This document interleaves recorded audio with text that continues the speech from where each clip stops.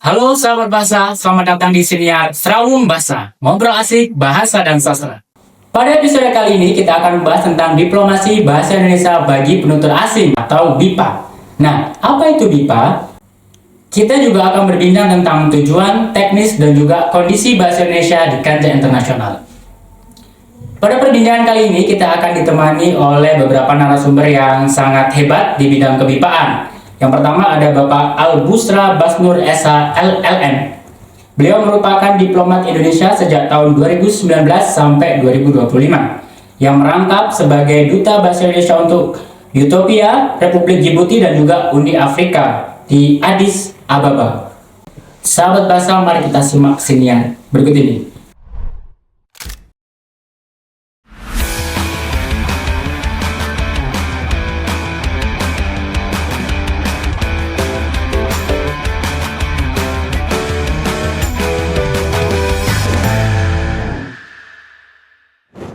Sudah bersama saya di samping kanan saya ada Kepala Balai Bahasa Provinsi Jawa Tengah, Ibu Dwi Laili Sukmawati, SPD MUM.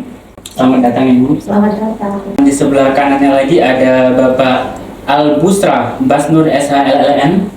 Selamat datang Bapak. Terima kasih, Mas. Selamat datang Bapak. Ya, terima kasih. Kemudian di samping kanannya ada Ibu Dr. Wati Istanti MPD. Selamat datang Ibu Wati. Terima kasih. Sahabat bahasa, pada episode kali ini kita akan membahas seputar BIPA dan dunia kebipaan. Dan mungkin saya ada beberapa pertanyaan ya. Mungkin pertanyaan saya tujukan kepada Pak Busra terlebih dahulu. Yeah. Seperti yang kita ketahui, bahwasanya di dunia diplomasi kita mengenal adanya soft power. Seringkali kita mengetahui bahwa bahasa adalah soft power. Bagaimana bisa di dunia diplomasi bahasa disebut sebagai soft power dan bagaimana keterkaitan antara itu? Benar sekali, Mas. Bahasa merujuk pengalaman saya yang lumayan lama di dunia diplomasi. Bahasa merupakan salah satu elemen yang sangat penting di dalam soft power diplomasi. Kita mengenal ada hard diplomasi dan juga ada soft diplomasi. Karena apa? Sentuhan dari bahasa dalam kerangka kita meningkatkan hubungan dan kerjasama dengan dunia global, terutama antar bangsa dan negara, itu sangat penting, sangat menyentuh, dan jangkauannya sangat luas. Kalau kita sebelumnya sering mengenal dunia diplomasi itu adalah hubungan antar pejabat negara dan pemerintah. Tetapi melalui media atau bahasa, maka jangkauan sentuhan diplomasi suatu negara terhadap bangsa lain jauh lebih luas karena menyentuh semua masyarakat. Dari menggunakan bahasa Indonesia sebagai alat atau soft power diplomasi, kita dapat berkomunikasi dengan bangsa-bangsa lain di dunia, dan bangsa-bangsa lain di dunia juga bisa berkomunikasi dengan kita dengan baik. Pertama, adanya komunikasi. Lalu dengan adanya komunikasi yang baik, itu akan lahir suatu pemahaman atau saling pengertian yang mendalam antara satu bangsa dengan bangsa yang lain. Itu di tahap kedua. Lalu di tahap ketiga, dengan adanya pemahaman, pengenalan yang baik, apa yang dihasilkan oleh hubungan itu? Yaitu kerjasama. Iya, kerjasama di bidang ekonomi, bidang sosial, pendidikan, pariwisata, dan banyak lagi. Jadi kalau kita lihat, karena berperan sebagai soft power diplomasi tadi, semua kerjasama yang ada di dunia ini yang diselenggarakan oleh antar negara, basicnya itu adalah bahasa. Saya ingin tahu Bapak, kira-kira motivasi besar apa pada warga lokal, masyarakat setempat untuk mempelajari bahasa Indonesia? Karena sebenarnya tidak ada keterkaitan, gitu, tidak ada kewajiban bagi mereka untuk mempelajari bahasa Indonesia. Di masing-masing negara terdapat minat dan energi untuk belajar bahasa Indonesia itu berbeda-beda. Saya pernah bertugas di KBRI Manila di Filipina. bahasa Indonesia di Filipina itu sangat populer. Bahkan sebagian besar penduduk di Mindanao di bagian selatan mereka menggunakan bahasa Indonesia. Nah, lalu kemudian kalau kita lihat penempatan saya kedua, penugas saya kedua itu di Italia, di Roma, tahun saya lupa di Manila, saya lupa menyebutkan tahun. Di Manila saya tahun 1992 sampai 1996. Lalu kemudian saya bertugas di KBRI Roma 1999 sampai 2004, 5 tahun saya di situ. Apa yang saya temukan? Di situ ada sebuah universitas, Instituto Italiano Napolitan. Nah, ini saya masih ingat tuh, karena saya sering sekali berkunjung ke kampus itu dan memberikan kuliah umum dan juga pertemuan-pertemuan lainnya. Ternyata di situ ada sekitar, pada saat itu ya, ada sekitar 60 mahasiswa yang belajar bahasa Indonesia degree program. Saya merasa harus untuk menyebut satu nama ini yang sangat berjasa mengajarkan bahasa Indonesia di Italia, yaitu Ibu Amin Sunoto. Suami beliau itu bertugas di FAO di Roma. Nah, jadi intinya adalah di situ ada 60 orang-orang Italia, anak-anak muda belajar bahasa Indonesia. Nah, dengan tujuan mereka masing-masing, masing-masing, betul. Dan saya ingin tambahkan, justru anak-anak muda ini saya menyelenggarakan program pertukaran pemuda Indonesia dengan Italia dengan memprioritaskan mahasiswa ini, Bu Lali ya. Wah, ini luar biasa. Nah, kelihatan kan bagaimana minat mereka. Lalu kemudian sebagai konsul jenderal di Amerika Serikat, di Texas, Houston, minat masyarakat Amerika yang ada di wilayah kerja saya itu tidak setinggi yang ada di Italia dan Manila tadi. Nah, tidak setinggi itu. Namun, peran kami di KJRI, Konsulat Jenderal Republik Indonesia, kami membuka kelas. Sayangnya pada saat itu belum ada sahabat-sahabat pahlawan-pahlawan pejuang bahasa Indonesia ini di Amerika, sehingga kami istilahnya kalau tidak ada kayu, tangga pun dipotong-potong untuk jadi kayu ya, kayu api gitu ya.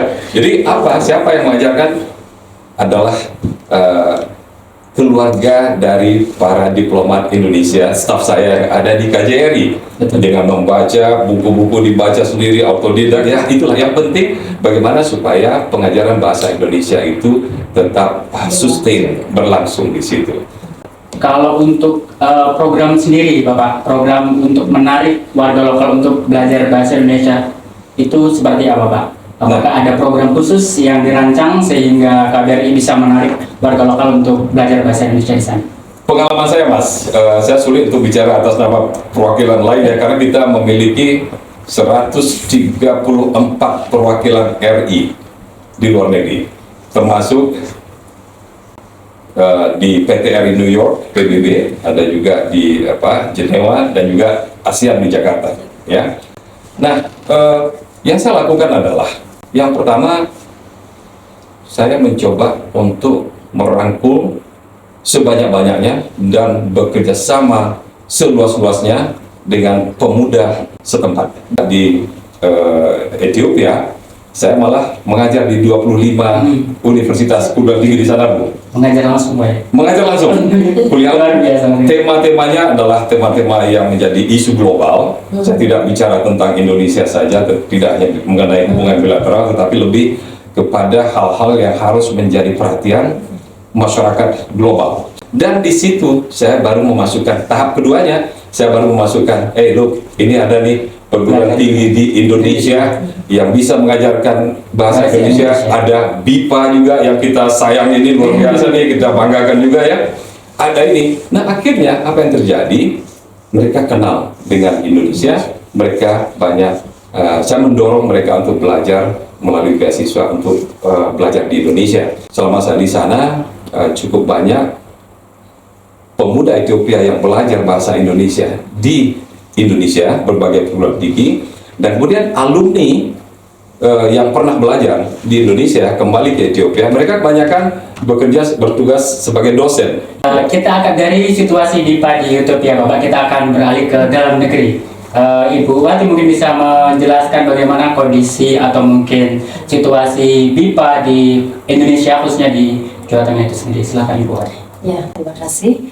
Untuk BIPA di Jawa Tengah sendiri ya, ini karena saya menaungi di APP BIPA Jawa Tengah dan sepenuhnya dibantu di motivasi, didukung oleh Balai Bahasa Provinsi Jawa Tengah. Jadi di Jawa Tengah sendiri ada 35 perguruan tinggi, baik itu perguruan tinggi negeri maupun swasta yang membuka program BIPA dengan beragam program-program yang saat ini memang sudah dikembangkan. Yang pertama, kalau dulu ada Dharma Siswa. Kalau Dharma Siswa itu non negeri dan 2 tahun berhenti. Semoga tahun depan dibuka lagi ya Bapak, karena banyak yang testimoni mengapa Dharma Siswa tidak gitu. Kemudian yang kedua ada program KNB, yaitu Kemitraan Negara Berkembang. Tentu negara-negara yang disasar oleh Indonesia adalah negara berkembang dengan dana LPDP. Kemudian ada yang kredit transfer. Kredit transfer itu lebih kepada perguruan tinggi di luar negeri yang tadi juga disampaikan oleh Pak Dubes bahwa ada perguruan tinggi di luar negeri yang memiliki jurusan bahasa Indonesia. Kita katakan saja Thailand, China, Mesir yang sekarang Kairo. Nah, ketika mereka belajar bahasa Indonesia di negara mereka, itu kurang afdol kalau mereka tidak mendatangi langsung di mana negara tersebut. Kemarin 5 mahasiswa dari Tiongkok, Fujian Polytechnic Normal University, kita kemudian membuat mata-mata kuliah yang ada di sana karena permintaan, seperti BIPA Media. Akhirnya saya harus berputar otak Ibu untuk membuat BIPA Media itu materinya seperti apa. BIPA Bisnis, BIPA Pariwisata, bahkan ada yang BIPA Sastra. Nah, kemudian yang keempat tadi, program yang keempat itu tadi credit transfer. Yang keempat itu TIAS. Nah, ini program baru 2 tahun ini, yaitu di Indonesian ID yang memang seperti KNB, hanya support dananya saja yang berbeda. Yang terakhir adalah program short course. Nah, program-program itulah yang kemudian kita mensinergikan, Mas. Dan ada kurang lebih 5 itu program ataupun lembaga di bawah naungan yang non perguruan tinggi. Ya, salah satunya adalah Menara Bahasa, kemudian ada Pelangi di Salatiga, kemudian ada AEC dengan beberapa motivasi yang berbeda-beda. Baik, berdasarkan pengalaman Bu Wati dalam sebagai pengajar BIPA begitu Bu ya, seberapa penting, seberapa krusial pembelajaran bahasa Indonesia dengan mengintegrasikan nilai budaya dan juga budaya dan juga sosial yang ada di Indonesia begitu Bu. Apakah ada signifikansi begitu ya, ada hubungan antara ketika kita belajar bahasa Indonesia hanya bahasanya saja, atau belajar bahasa Indonesia dengan juga memperkenalkan budaya di negara tersebut? Pembelajar asing ketika belajar BIPA itu tidak semata-mata ingin belajar bahasa, justru malah bisa dimulai dari belajar budaya. Ya seperti kita semua belajar tentang bahasa Korea itu kan karena drakon. Ada beberapa yang ingin belajar bahasa Indonesia BIPA itu karena cenderung ingin melihat bagaimana sih social environment yang ada di Indonesia. Ada yang karena ingin bisnis, ada yang karena ingin wisata-wisata yang ada di Jawa Tengah, di Indonesia itu seperti apa, bahkan hanya gara-gara makanan. Namanya gastrodiplomasi kalau di dalam ilmu diplomasi. Kita mencoba soft power diplomasinya itu melalui makanan. Kita kenalkan, kemudian mereka ingin tahu makanan itu apa. Otomatis nggak mungkin kita menerjemahkan siomay bahasa Inggrisnya apa ya, tidak mungkin kan. Mereka mau tidak mau pada saat makan, ini apa ya?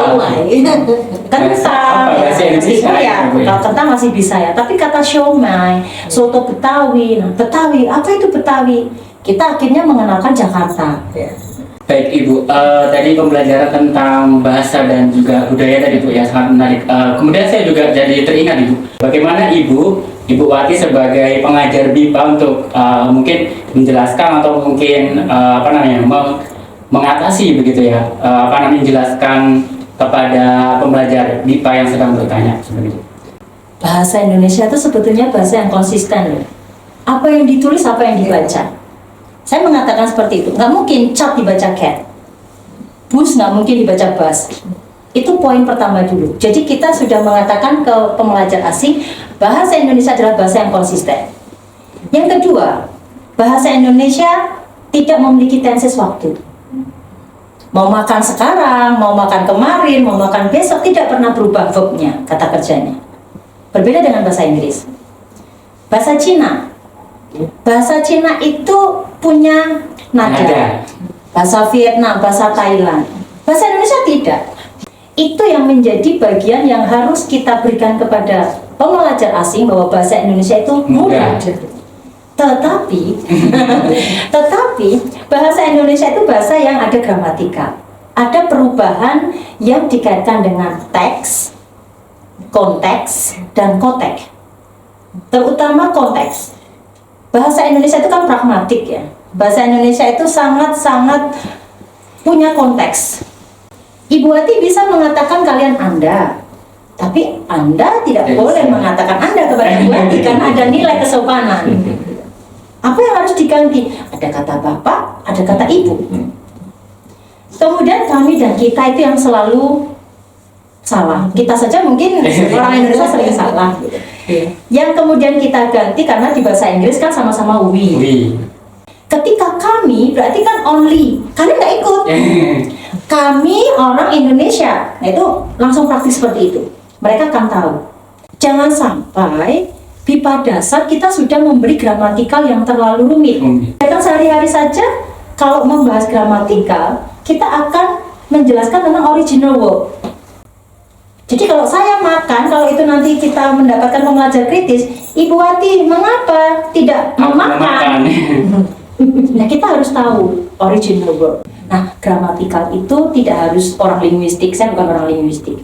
Tetapi setidaknya kita tahu konteks yang digunakan, teks yang ada di dalam, yang tertera di dalam, baik itu teks lisan maupun teks tulis. Baik, sahabat bahasa, menarik sekali ya tadi perbincangan tentang dunia kebipaan ya. Kali ini rasanya tidak lengkap kalau kita juga tidak mengulik apa sih program yang ada di Balai Bahasa terkait dengan kebipaan. Maka dari itu saya akan mengundang Ibu Lely selaku Kepala Balai Bahasa Provinsi Jawa Tengah untuk menjelaskan kepada masyarakat dan juga sahabat bahasa kira-kira program di Balai Bahasa yang berkaitan dengan kebipaan itu apa saja, Blay? Nah, kami dari Balai Bahasa Provinsi Jawa Tengah ini sebagai salah satu UPT dari Badan Pengembangan dan Pembinaan Bahasa memiliki 4 program prioritas, Bapak Ibu. Jadi kalau yang pertama berkaitan dengan kecakapan literasi, kemudian yang kedua berkaitan dengan pemartabatan bahasa negara, yang ketiga pelindungan bahasa dan sastra daerah, dan poin keempat itu adalah penginternasionalisasian bahasa Indonesia. Ya, ini yang berkaitan dengan penerjemahan dan BIPA. Jadi ada bahasa Indonesia untuk penutur asing. Nah, berkaitan dengan BIPA, ini adalah kegiatan kami rutinitas Bapak Pak Al dan juga Bu Wati. Jadi setiap tahun kami lakukan. Kami di Balai Bahasa adalah fasilitatornya. Jadi penggeraknya adalah Balai Bahasa Provinsi Jawa Tengah.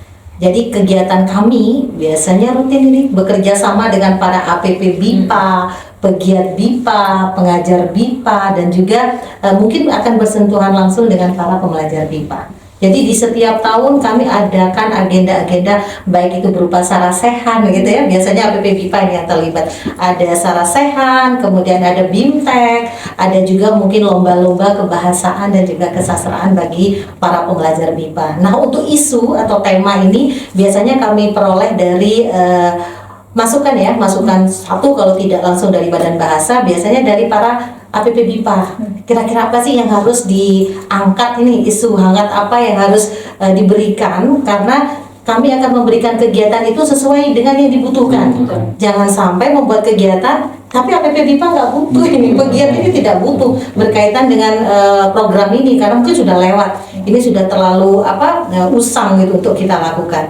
Nah, kami berupaya untuk menerima masukan-masukan itu. Jadi di setiap program kami membutuhkan masukan dari para pegiat BIPA. Kira-kira tahun depan kita akan membahas apa? membuat terobosan-terobosan dan inovasi-inovasi sehingga posisi kami sebagai fasilitator BIPA ini dapat dimanfaatkan oleh khususnya para pegiat BIPA yang ada di Jawa Tengah. Nah, untuk tahun ini belum mulai nih Bu Wati dan Pak Al.